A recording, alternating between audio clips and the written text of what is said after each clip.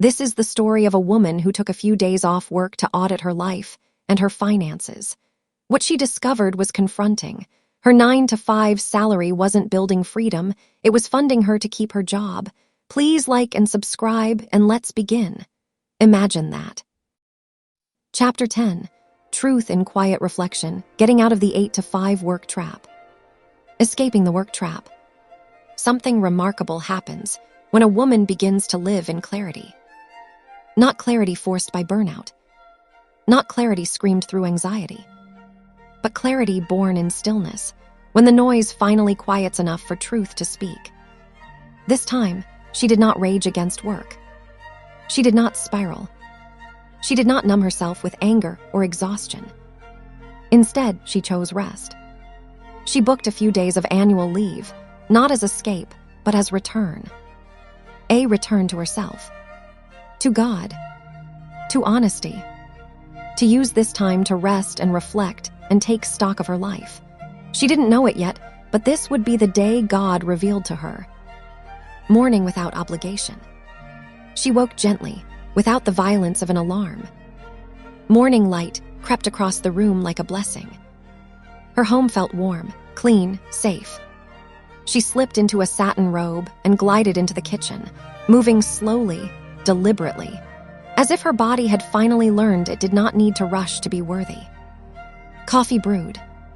She added ginger, cinnamon, spices that warmed from the inside out. She opened the curtains wide, letting sunlight flood the room, stepped onto the balcony, breathed deeply, and listened to scripture, not as obligation, but as anchoring. The words settled her spirit. She washed her face, looked herself in the mirror, and spoke aloud softly, but firmly. I am worthy of great things. And for the first time, she believed it without resistance. The forensic truth. Then came the real work. It was time to journal and reflect on her thoughts. She opened her journal.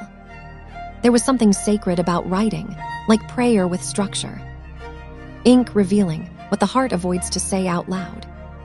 She decided to tell herself the truth, even if it wasn't flattering. Even if it disrupted the life she had carefully stabilized. She mapped out her work week in detail. Not emotionally. Not dramatically. Factually, she needed to do a work-life audit.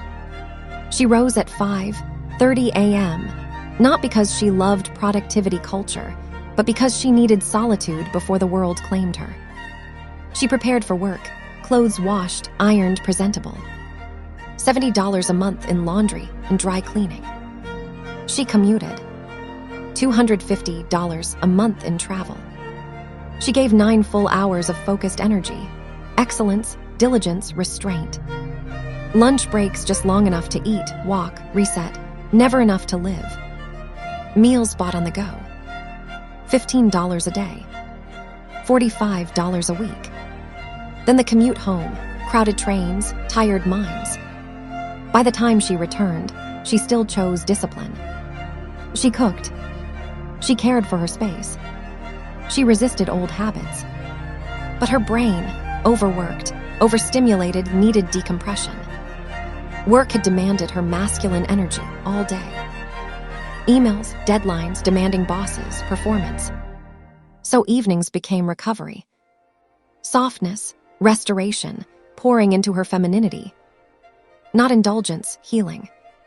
And when she wrote it all down, something hit her sharp and undeniable. She was spending money in order to work. Money to prepare for work. Money to get to work. Money to sustain herself at work. Money afterward to recover from work. She was not wealth building. She was not obtaining freedom. She was in a beautifully decorated hamster wheel. She paused and asked herself the question she could no longer avoid. Are my routines simply numbing me from a truth I don't want to face? The answer was clear. Her job was not creating wealth. It was sustaining existence. She was not living her purpose. She was surviving, albeit elegantly. And she knew, deep down, God had not healed her mind, disciplined her body, restored her peace, just so she could become a better employee. Rightly directed anger. This realization did not make her bitter. It made her clear. During this time off, she understood something crucial. Her anger had been misplaced. Not toward her boss. Not toward her company. Not toward the system alone. Her burnout, the anxiety, the breakdown she went through had been a signal. A warning light flashing, while she was too deep inside the machine to notice. Now, in the quiet, she finally saw it. God had been calling her. She had followed the way of the world. School, degree, career, retirement if the pension survives, trading time for money, calling it stability. But God's way was different. Money was never meant to be her master. Jesus' words surfaced in her spirit. You cannot serve both God and money. Matthew 6:24. And suddenly it became clear. By selling all her time for money, money had ruled her life. But God wanted money to serve her. Time, redeemed time, was meant to serve him. Money could be made again. Time never returns, and so it is precious. A new direction. Her breath caught. Could this be true? Everything she'd ever been taught said this was the only way. Her boss, HR, society, government, and she did what they told her and ended up exhausted. But God's ways were higher. He wasn't calling her into laziness. He was calling her into purpose. Work that wouldn't feel like bondage. Income aligned with impact. Time returned to faith, family, creation. She thanked him for clarity, for disruption, for truth. Then, with trembling hands and quiet courage, she wrote a goal she had never dared to write before. By the end of 2026, I will have a purpose-driven business. It will sustain my life. Build margin. Create investment. Multiply impact. Not vague softness. Not aesthetic ambition you find on a Pinterest board. Real ownership. To become her, not in trend but in truth. CEO of her life. A good steward of her calling. 2026 would be the year she locked in, and by the time 2027 came, her world would be completely different. Nightfall and surrender to her calling. That evening, she returned to her ritual. A warm shower. Soft music. Moisturizer pressed slowly into skin. Satin sheets. She lay still and asked God the only question that mattered. How? The answer came gently, without pressure. Follow me. And she knew this story wasn't just hers. This story is written for the woman listening, for the woman watching, for the woman who feels the quiet discomfort she once ignored.